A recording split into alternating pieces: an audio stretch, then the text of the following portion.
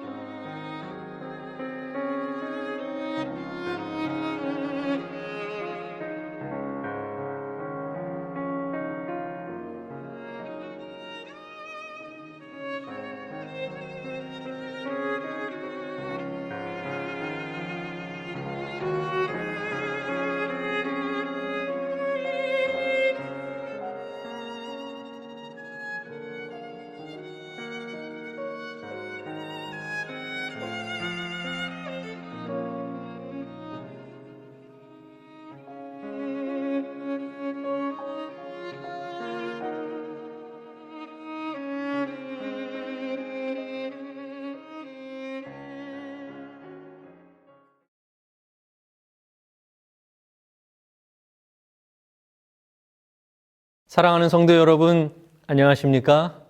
저는 파주중앙교회의 박정은 목사입니다. 오늘 저는 여러분들과 함께 사도행전 15장과 16장, 그리고 사도행적 19장과 20장을 본문으로 바울의 입장에서 말씀을 나누어 보려고 합니다. 오늘 우리는 바울의 입장이 되어 보려고 합니다. 설교를 들으시는 여러분들께서 지금 이 시간 바울이 되었다고 생각해 보시기 바랍니다. 자, 그럼 준비되셨나요? 바울의 입장에서 말씀을 시작하겠습니다. 저는 바울입니다.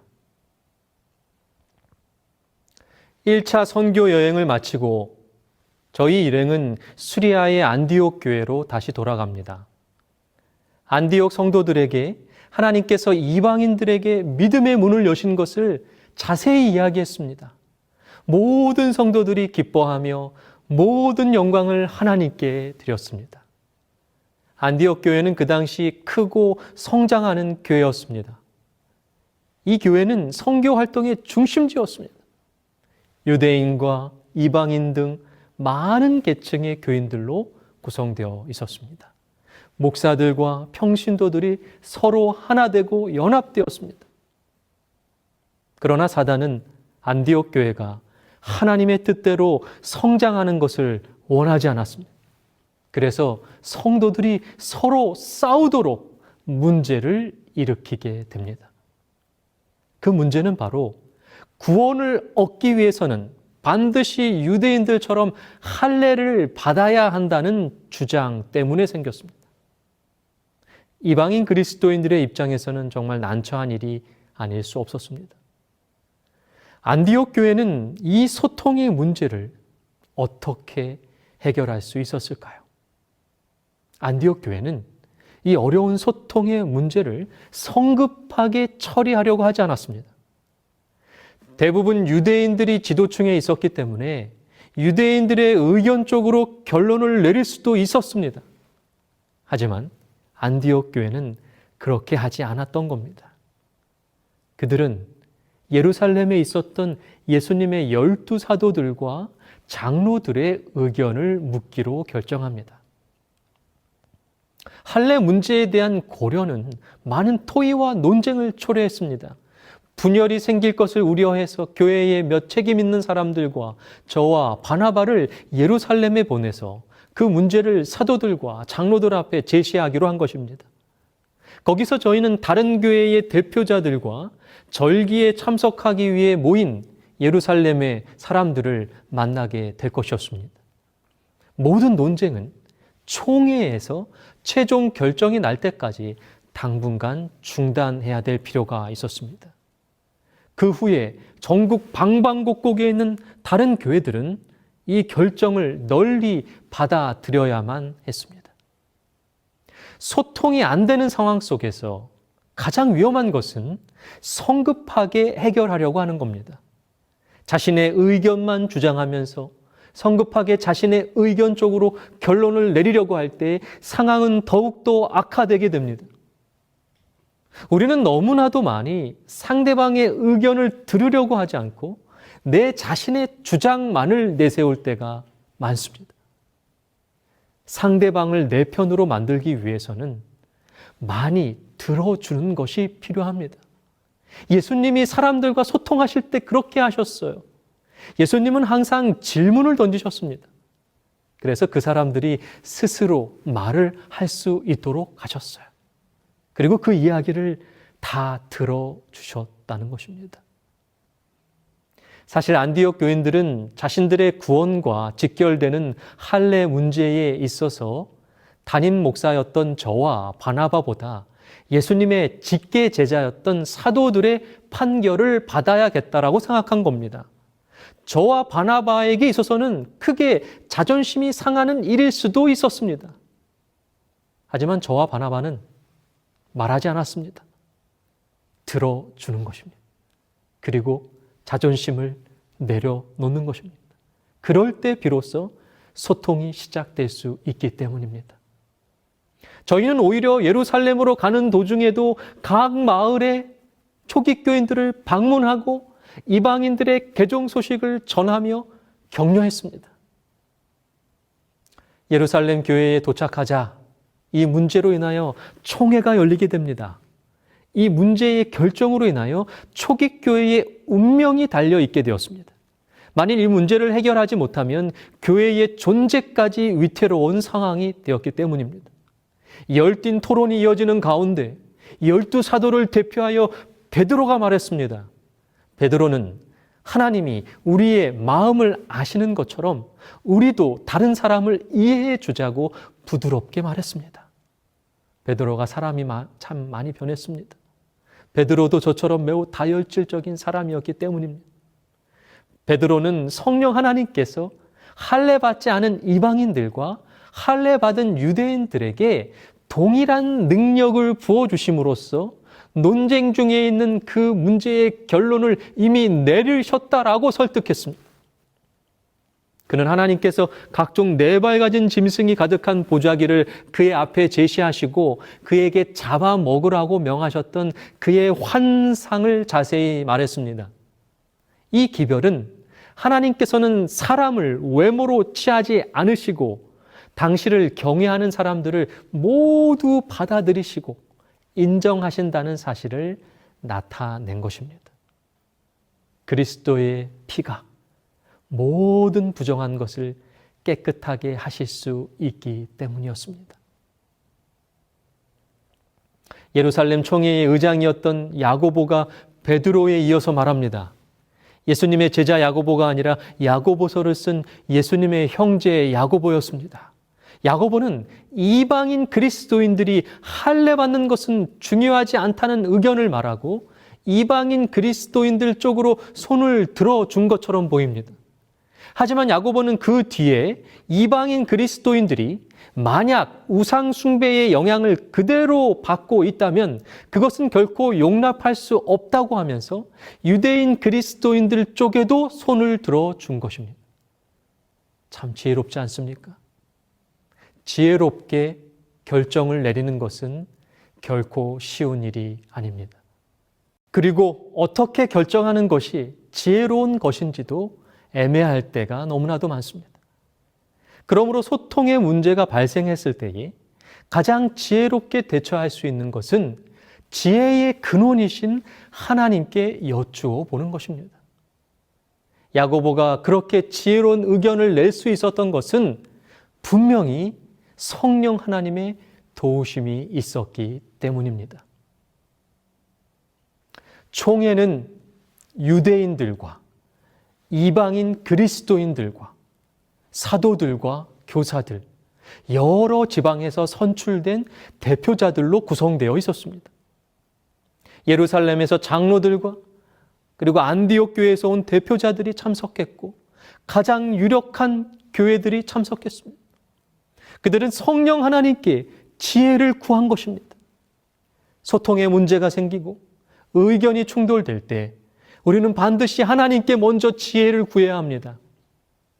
할례 문제에 있어서 하나님이 원하시는 것은 요긴한 것들, 즉 예수님의 십자가의 은혜로 구원받았다는 복음 외에는 짐을 지우지 말자는 것입니다. 그것이 하나님의 마음이고 하나님이 주신 지혜였다는 것입니다.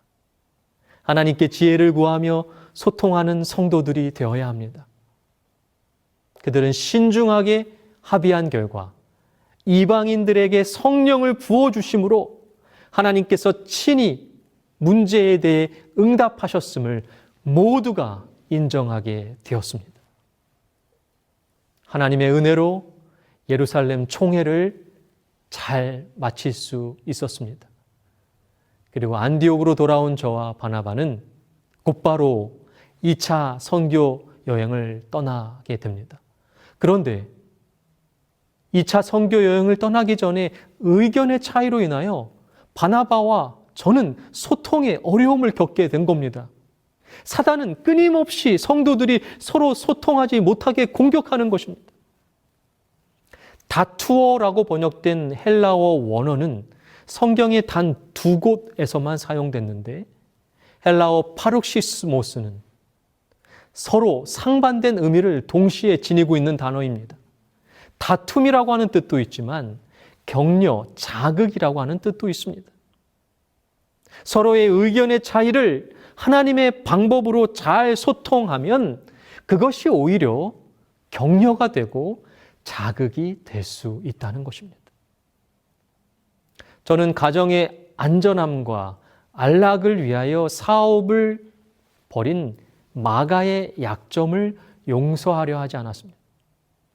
그처럼 끈기 없는 사람은 인내, 극기, 용맹, 헌신, 신앙, 그리고 필요에 따라서는 생명 그 자체도 자원하여 희생하도록 요구하는 그 선교 사업에 부적합하다고 주장했습니다. 저와 바나바의 생각이 완전히 달랐던 겁니다. 서로의 생각을 격렬하게 이야기했습니다.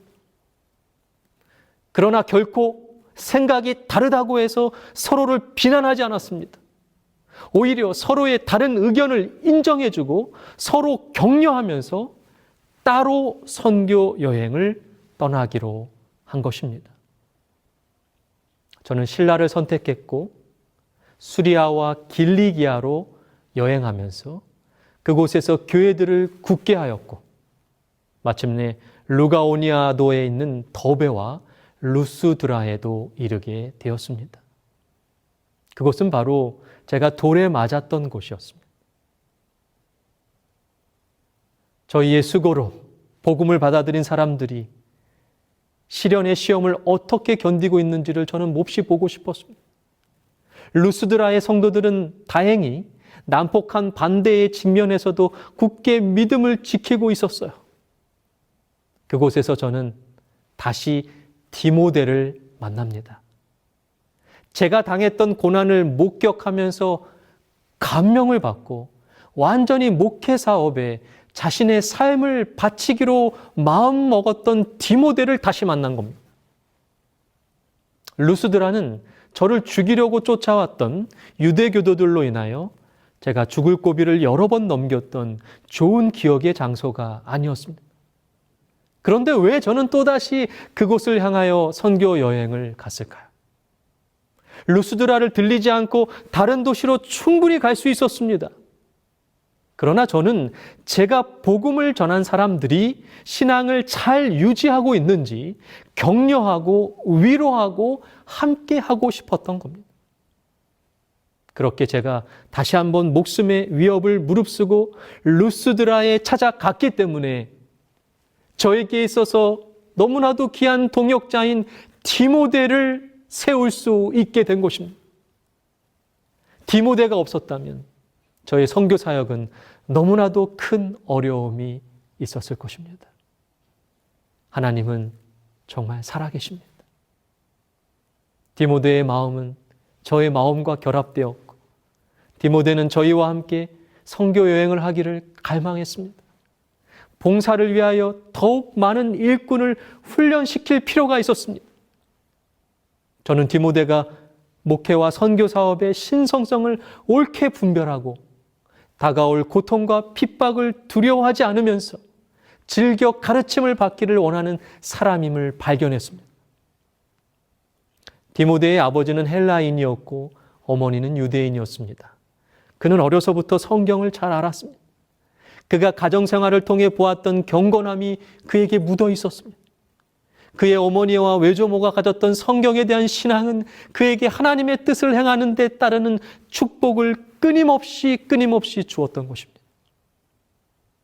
디모데는 그들에게서 받은 교훈의 영적인 능력으로 말에 순결하고 그를 둘러싼 악한 과마에 물들지 않게 되었습니다. 이와 같이 그의 가정교사들은 그를 책임을 맡도록 준비시키는 일에 하나님과 협력했던 것입니다. 저는 디모데의 충성과 끈기 그리고 진실을 보고 선교 여행의 동료로 선택했습니다.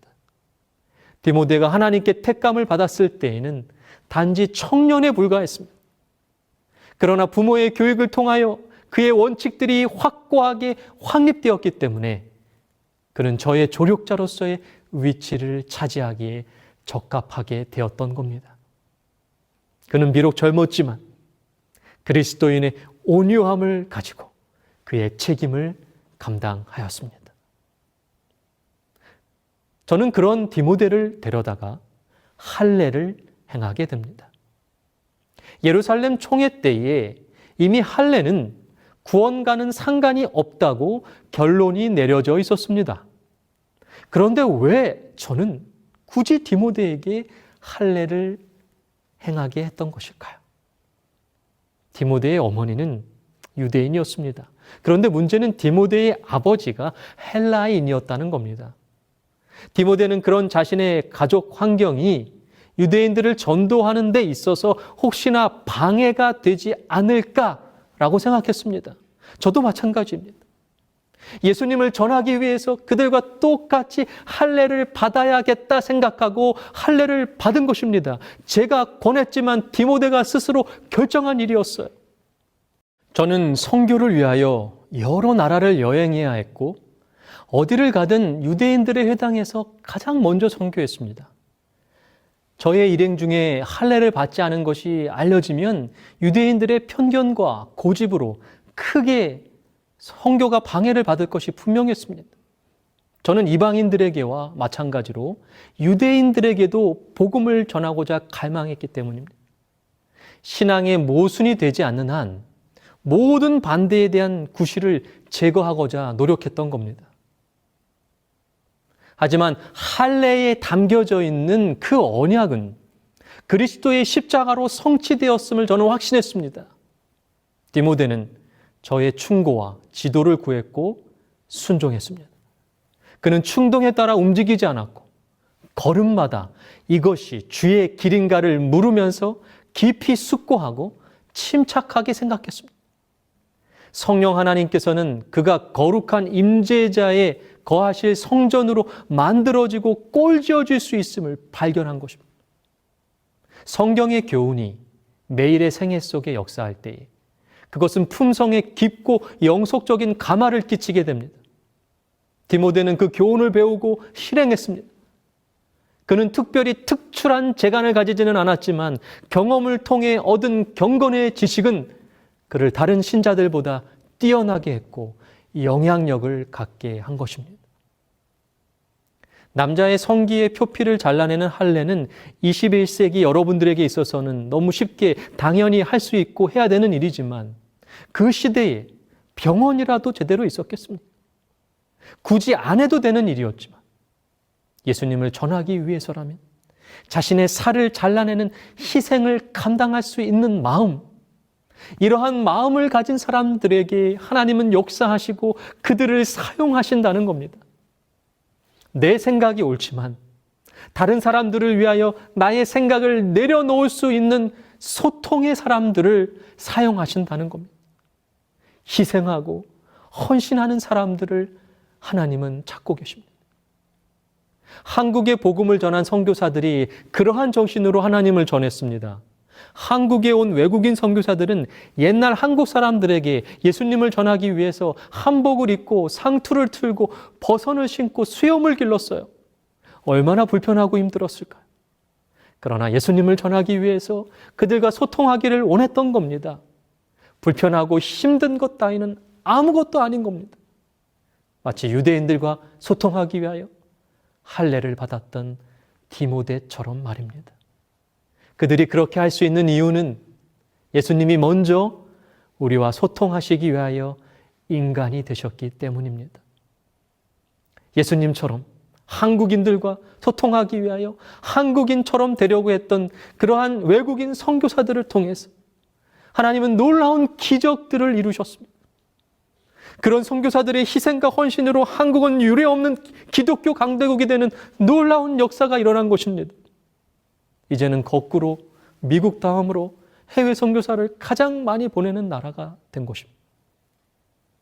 21세기를 살아가시는 여러분들도 오늘 이 시간 하나님을 전하기 위해 자신을 희생하고 헌신하기로 결심하게 되시기를 바랍니다.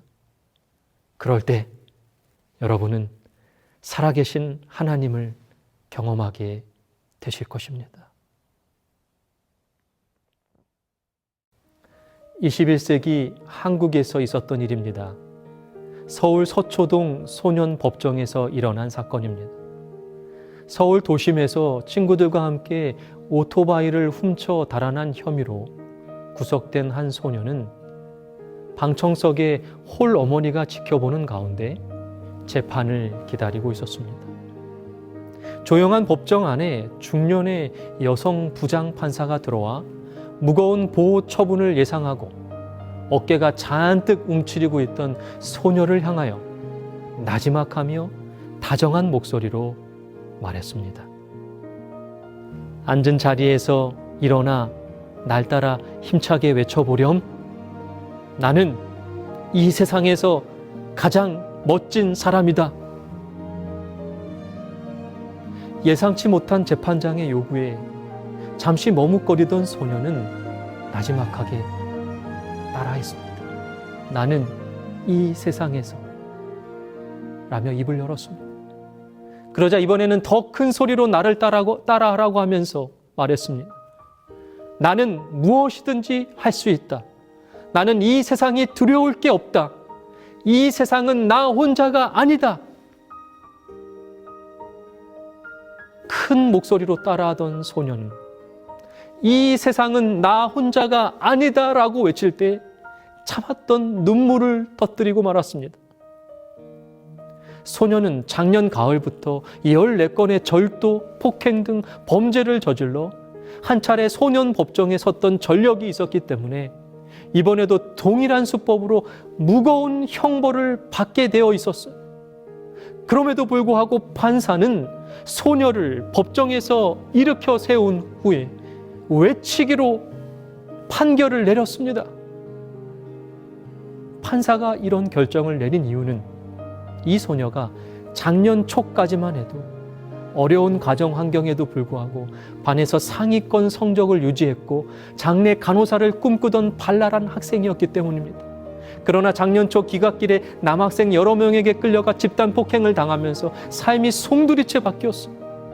소녀는 당시 후유증으로 병원에 치료를 받았고 그 충격으로 호르몬이는 신체 일부가 마비되기까지 했습니다. 소녀는 학교를 겉돌기 시작했고 심지어 비행 청소년들과 어울려 다니면서 범행을 저지르기 시작했던 겁니다. 판사는 다시 법정에서 지켜보던 참관인들 앞에서 말을 이어갔습니다. 이 소녀는 가해자로 재판에 왔습니다. 그러나 이렇게 삶이 망가진 것을 알면 누가 가해자라고 말할 수 있겠습니까? 이 아이의 잘못에 대한 책임이 있다면 여기에 앉아있는 여러분과 우리 자신입니다.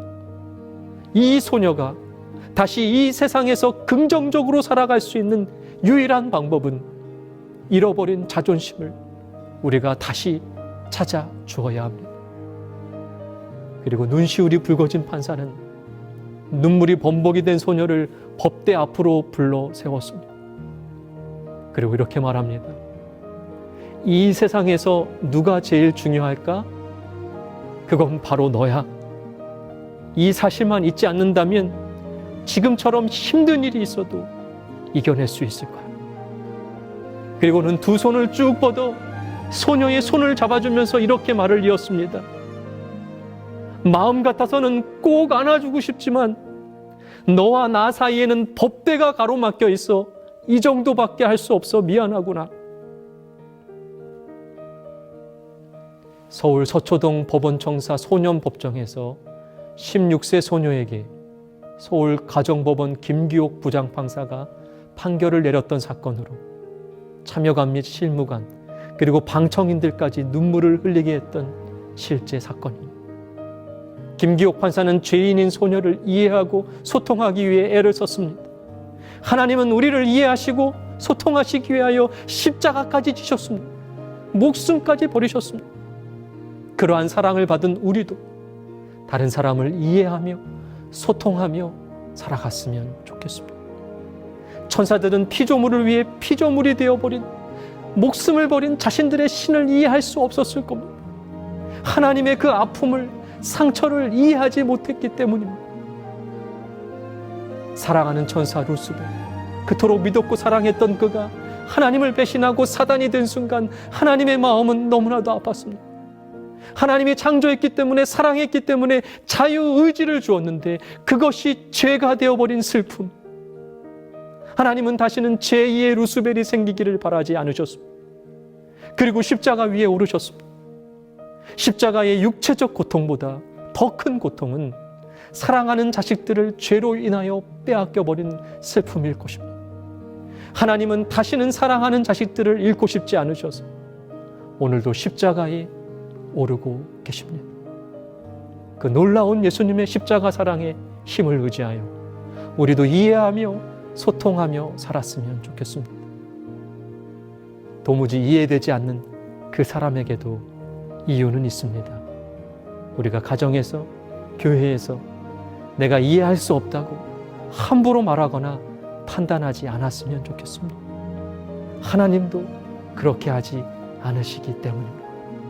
하나님과 소통하며 그 힘을 가지고 인간들과도 소통하는 제자들이 되어주시기를 간절히 바랍니다.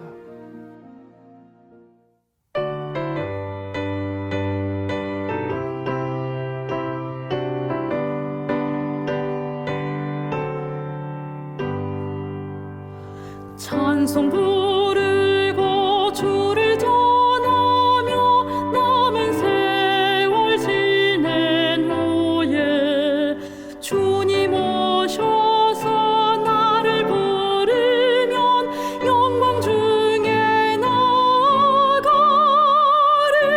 열린 천국 문 내가 들어가 십자가를 내려놓고 빛나며 율육은 바다 쓰고서 주와 함께 길이 살리. 눈물 골짜기 더듬으면서 나의 갈 길 다간 후에 주의 품 안에 내가 안기어 영원 무궁토록 살리. 열린 천국 문 내가 들어가 십자가를 내려놓고 빛나며 율육은 바다 쓰고서 주와 함께 길이 살리. 나의 가는 길 멀고 험하며 산은 높고 골은 깊어 고난 나의 몸 쉴 곳 없어도 복된 날이 밝아오리.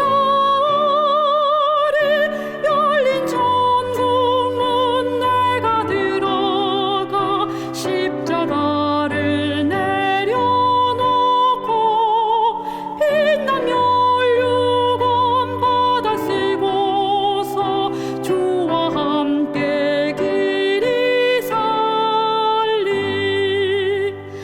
한숨 가시고 죽음 없는 날 사모하며 기다리니 내가 그리던 주를 배울 때 나의 기쁨 넘치리라.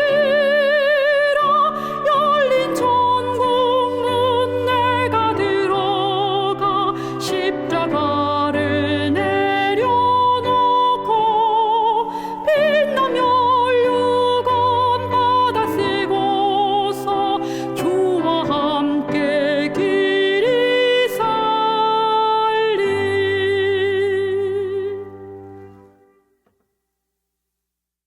사랑하는 하나님, 초기 교회는 소통에 큰 문제가 발생했을 때 듣기는 속히 하고 말하기는 더디하며 서로를 이해하려고 노력하였습니다.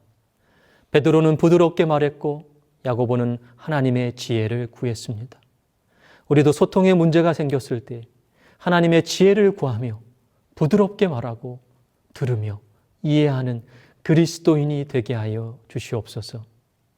한국인들과 소통하기 위하여 한국인처럼 살아갔던 외국인 선교사들의 모습을 담게 하여 주시옵소서. 인간들과 소통하기 위하여 인간이 되신 예수님의 그 놀라운 사랑을 마음에 새기게 하여 주시옵소서. 예수님은 우리를 위하여 인간으로 오신 것뿐만 아니라 우리의 모든 고통을 이해하시기 위하여 십자가에서 고난받으시고 죽으시며 생명을 주셨습니다. 그 놀라운 십자가 사랑을 의지하여 이해되지 않는다고 하여 함부로 비난하거나 판단하지 않게 하여 주시옵소서. 십자가의 사랑을 의지하여 하나님과 소통하며 인간들과 소통하고 그렇게 살아가게 하여 주시옵소서. 예수님의 이름으로 간절히 기도드립니다. 아멘.